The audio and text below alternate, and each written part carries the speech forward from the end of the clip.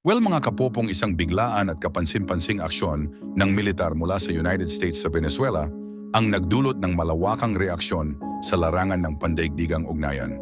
Noong 3 ng Enero, mabilis na isinagawa ng puwersa ng US ang isang operasyon sa kabisera ng Venezuela na Caracas, kung saan dinala sa kustodiya si Pangulong Nicolas Maduro. Ayon sa mga opisyal ng US, ang operasyon ay bahagi ng isang law enforcement mission na may kaugnayan sa matagal ng legal na usapin. Gayunman, para sa maraming bansa, ang pangyayaring ito ay nakita bilang isang pambihirang paggamit ng lakas na may malalim na epekto sa pandaigdigang kaayusan. Ilang oras bago ang operasyon, tinanggap ni Maduro ang isang mataas na antas na delegasyon mula sa China, kabilang ang isang espesyal na kinatawan para sa Latin America. Ipinakita sa mga larawan ang magiliw na pagpupulong at pakikipagkamay na sumasalamin sa matagal ng ugnayan ng dalawang bansa. Sa loob ng maraming taon, naging mahalagang katuwang ng China ang Venezuela sa rehiyon, partikular sa larangan ng pautang at kalakalan ng oil na nagsilbing pundasyon ng kanilang kooperasyon. Matapos dalhin si Maduro, agad na naglabas ng matinding pahayag ang pamahalaan ng China. Mariing tinuligsa ng mga opisyal sa Beijing ang ginawa ng US at hiniling ang agarang pagpapalaya kay Maduro at sa kanyang asawa. Sinabi ng China na ang mga hindi pagkakaunawaan sa pagitan ng mga bansa ay dapat lutasin sa pamamagitan ng dialogo at negosasyon, hindi sa pamamagitan ng puwersa. Binigyang diin din ng kanilang mga kinatawan na walang iisang estado ang dapat kumilos bilang tagapaghusga ng buong mundo. Ayon sa mga analista, pangunahing layunin ng China sa kasalukuyang sitwasyon ang protektahan ang kanilang mga economic investment at mga mamamayang konektado sa mga proyekto sa Venezuela. Bagamat maliit lamang ang bahagi ng Venezuelan oil sa kabuuang import ng China, may estratehikong halaga pa rin ang ugnayang ito at mahalaga sa presensya ng China sa Latin America. Sinikap din ng mga opisyal ng China na tiyakin sa publiko at sa kanilang mga partner na magpapatuloy ang umiiral na kooperasyon sa larangan ng energy at kalakalan sa kabila ng krisis. Sa iba't ibang panig ng mundo, maraming pamahalaan at international organizations ang nagpahayag ng pagkabahala. Sa isang emergency meeting ng United Nations, kinondena ng ilang bansa, kabilang ang France at Russia, ang paggamit ng puwersa at nagbabala na ang ganitong mga aksyon ay maaaring magpahina sa mga prinsipyong nagtataguyod ng mapayapang ugnayan ng mga estado. Sinabi ng mga opisyal ng UN na ang mga usapin tungkol sa pamamahala at legitimacy ay dapat desisyonan ng mamamayan ng bawat bansa, hindi ng panlabas na kapangyarihan. Well mga kapopong, sa East Asia, binantayan din ng mga tagamasid ang mas malawak na kahulugan ng mga pangyayari sa Venezuela. May ilan na nagsabing maaaring gamitin ng China ang sitwasyon upang hamunin ang kredibilidad ng US sa iba pang international disputes, lalo na sa mga sensitibong issue ng sovereignty. Gayunman, ipinaliwanag ng mga analyst na ang mga desisyon ng China sa rehiyon ay nakabatay sa masalimuot na domestic at strategic na salik at hindi lamang sa reaksyon sa isang hiwalay na pangyayari. Sa loob ng Venezuela naman mga kapupong, nanatiling hindi tiyak ang kalagayang pampulitika. Inilipat si Maduro sa New York upang harapin ang mga kaso sa federal court, kung saan siya at ang kanyang asawa ay naghain ng not guilty plea. Samantala, si Vice President Delcy Rodriguez ang pansamantalang namuno sa pamahalaan, bagamat patuloy ang mga tanong tungkol sa autoridad at pagtanggap ng publiko. May ilang leader ng oposisyon ang nagpahayag ng pag-asa sa posibleng pagbabago, habang ang iba naman ay nagbabala na ang panlabas na pakikialam ay maaaring magdulot ng karagdagang komplikasyon. Sa Washington naman mga kapupong, ipinagtanggol ng mga opisyal ng US ang kanilang aksyon bilang kinakailangan para sa pambansang interes. Habang nagpapatuloy ang mga talakayan, nananatiling nakatuon ang atensyon ng mundo sa Venezuela na nagsisilbing paalala kung gaano kabilis magbago ang pandaigdigang ugnayan at kung gaano kalawak ang epekto ng isang desisyon sa pandaigdigang entablado. Well, mga kapupong, muling napunta sa gitna ng pandaigdigang pansin ng Venezuela matapos ang isang biglaang pangyayari na kinasangkutan ng United States at ng pamunuan ng bansa. Naglabas ng video message si Venezuelan Defense Minister Vladimir Padrino kung saan sinabi niya na mariing tututulan ng Venezuela ang anumang presensya ng dayuhang tropa sa kanilang teritoryo. Ayon sa kanya, hindi katanggap-tanggap ang pakikialam ng ibang bansa sa panloob na usapin ng Venezuela at handa ang pamahalaan na gumawa ng mga kinakailangang aksyon upang ipagtanggol ang soberanya ng bansa.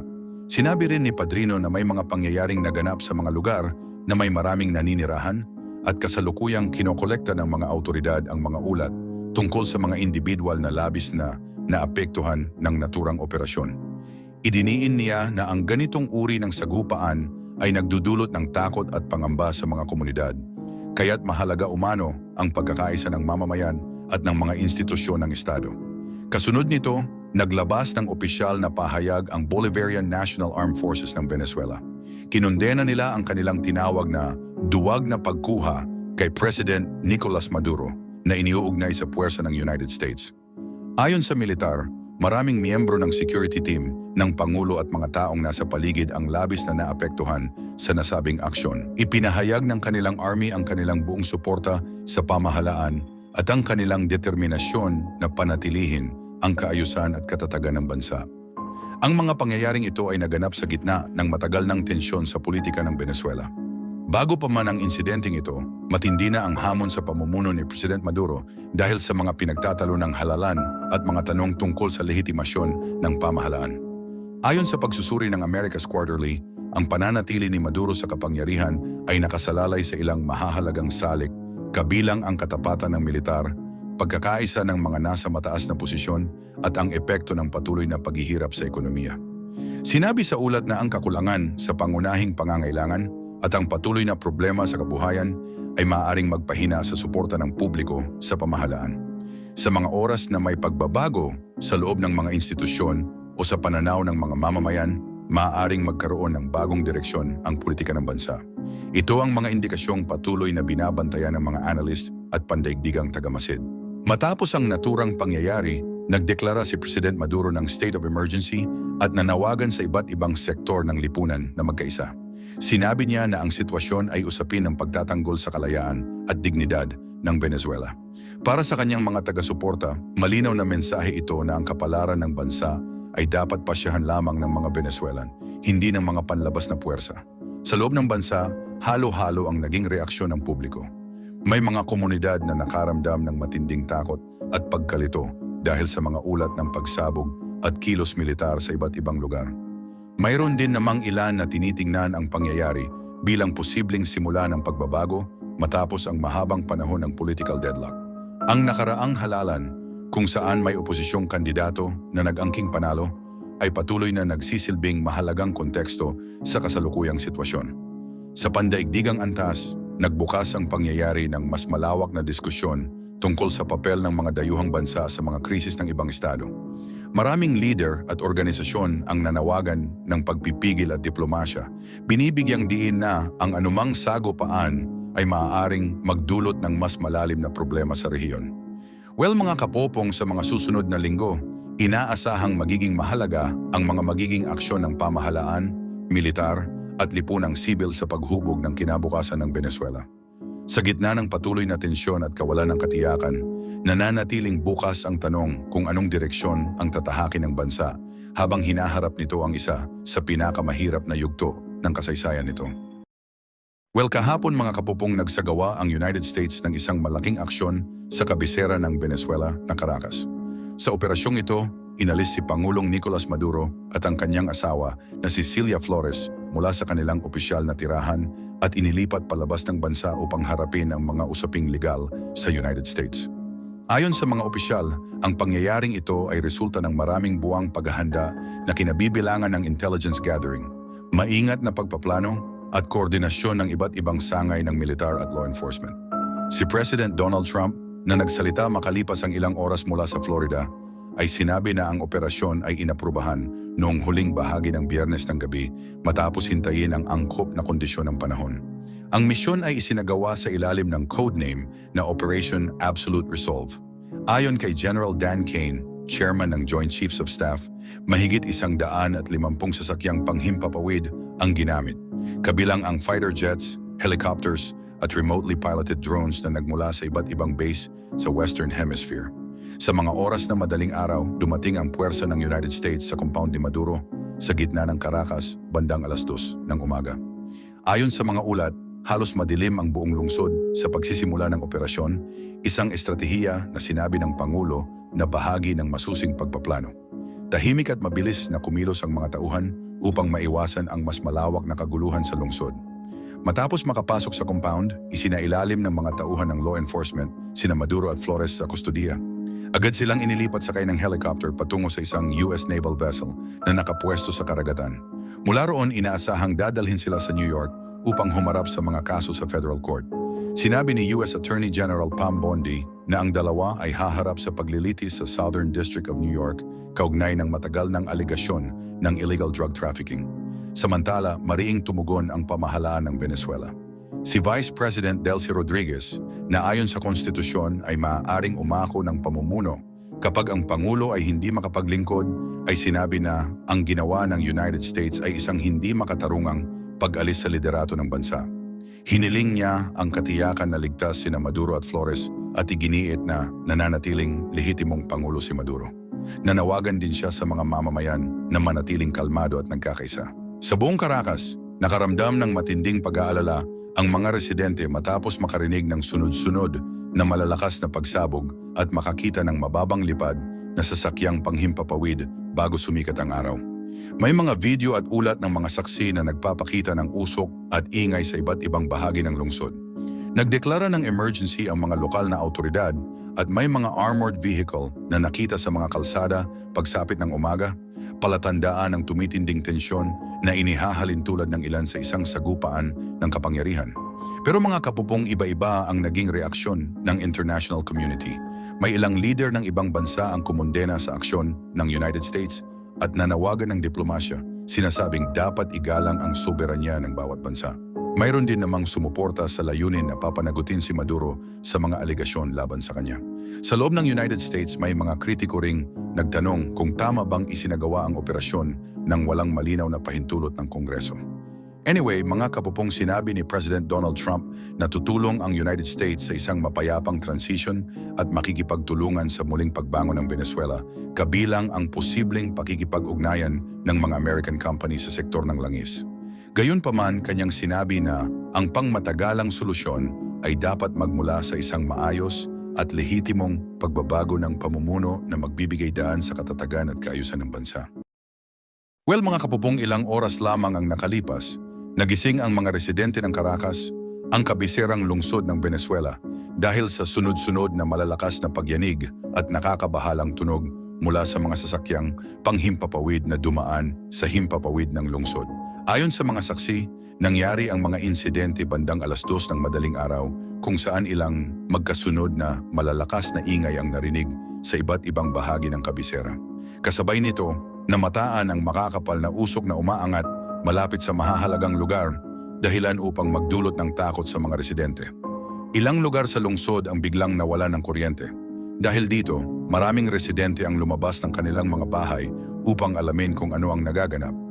Sa social media, mabilis na kumalat ang mga video at larawan na nagpapakita ng maiitim na usok na nagliwanag sa kalangitan malapit sa mga military installation tulad ng La Carlota Airfield at Fortuna Complex.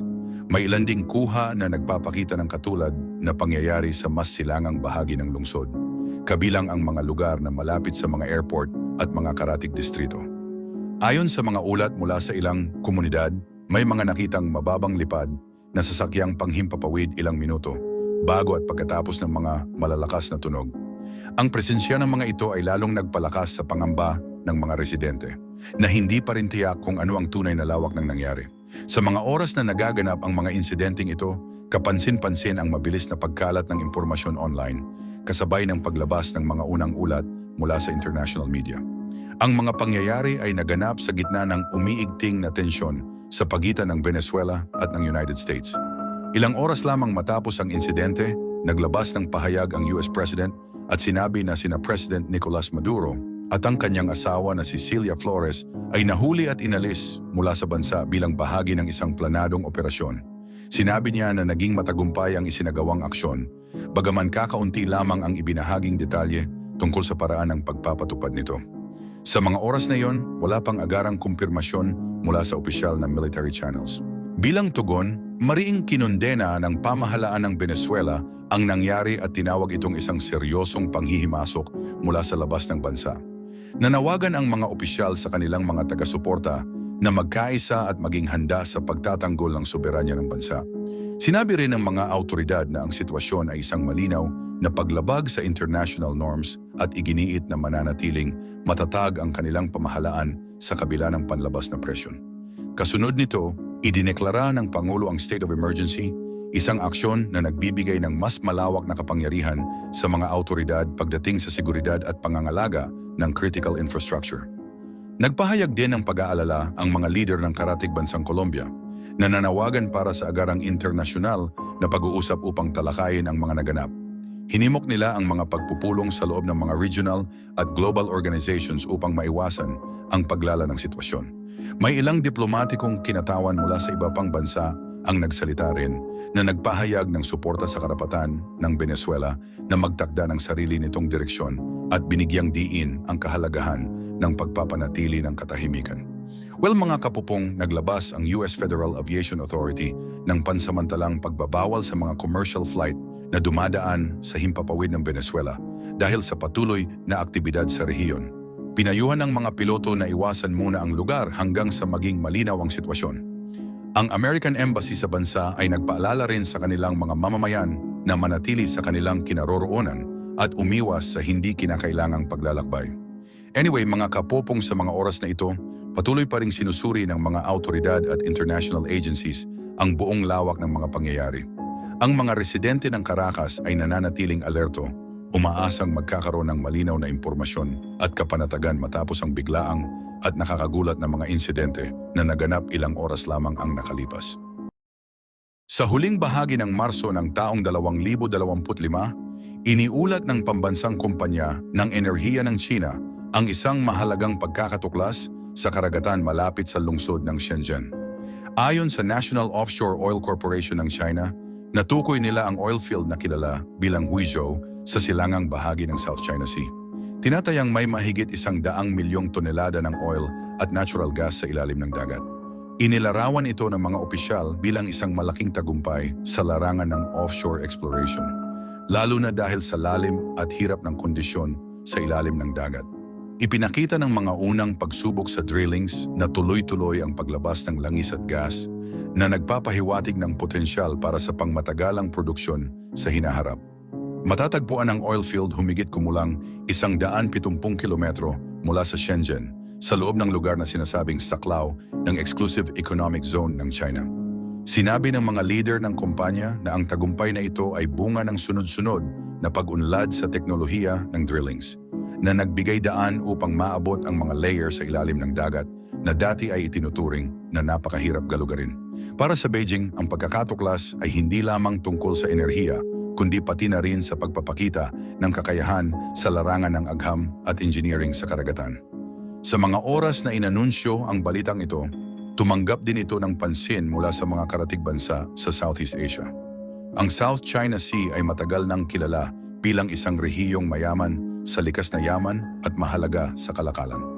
Dahil dito, maraming bansa ang patuloy na nagmamasid sa mga bagong proyekto at pagunlad, lalo na yung may kaugnayan sa langis at gas na maaaring makaapekto sa balanse ng interes sa rehiyon.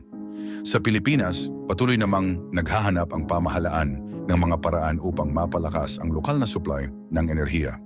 Noong Enero ng taong 2025, sinabi ni Energy Secretary Rafael Lutilla na may interes ang ilang kumpanya mula sa Estados Unidos na makilahok sa mga proyektong may kinalaman sa oil at gas sa malalim na bahagi ng karagatan ng bansa. Ayon kay Lutilla, ang interes ng mga kumpanyang ito ay nakabatay sa potensyal na pangnegosyo at hindi sa pagbabago ng politika. Hindi niya pinangalanan ang mga kumpanyang ito dahil nasa yugto pa lamang ng pag-uusap ang mga plano. Ipinaliwanag din ni Lutilla na mahalaga ang mga proyektong ito dahil ang Malampaya gas field na matagal nang nagsusupply ng malaking bahagi ng enerhiya ng bansa ay inaasahang bababa ang produksyon sa mga susunod na taon. Umaasa ang pamahalaan na sa pamamagitan ng pagbubukas ng mga bagong drillings at pakikipagtulungan sa mga dayuhang mamumuhunan, maaaring madagdagan ang supply ng gas sa bansa nating. Pero mga kapopong, hindi naging madali ang pag-usad ng mga proyektong ito. Ang mga hindi pagkakaunawaan sa hangganan ng karagatan at presensya ng malalaking sasakyang dagat ng China sa ilang lugar ay nagdulot ng pagkaantala sa ilang aktibidad sa eksplorasyon. Ang ganitong sitwasyon ay nagbigay diin sa masalimuot na ugnayan ng enerhiya, diplomasya at seguridad sa rehiyon na may layuning maiwasan ang anumang sagupaan at mapanatili ang katatagan. Anyway, mga kapopong, sa kabila ng mga hamon, nananatiling bukas ang Pilipinas sa pakikipag-ugnayan sa mga dayuhang kasosyo. Ayon sa mga opisyal, ang interes ng mga kumpanya mula sa Estados Unidos ay maaaring magdala ng kapital, teknolohiya at kaalaman na makatutulong sa paglinang ng mga reserba sa ilalim ng dagat ng bansa. Para sa gobyerno ng Pilipinas, ang ganitong aksyon ay bahagi ng mas malawak na layunin na tiyakin ang pangmatagalang seguridad sa enerhiya at patuloy na pag-unlad ng ekonomiya sa gitna ng nagbabagong kalagayan sa bansa natin.